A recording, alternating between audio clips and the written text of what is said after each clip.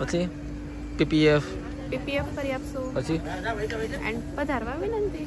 હે હવે ઈ દ ફેલ છે, આ જાને દ ફેલ છે અને પાછી એવરીવન તું એવરીવન દ ફેલ હે ને.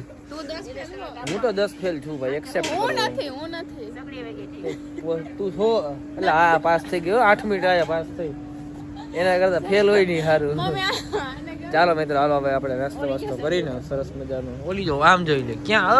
ઓય આ શું ઘરનું વધારે હા છે શરમ. આ કોક માયર છે પછી કે મારે ટાઈટ લાગે. હું ટાઈટ હું લાગે ભલા માણા. ચા ને ગરમા ગરમ તાજી ચા પીવાની છે આપણે.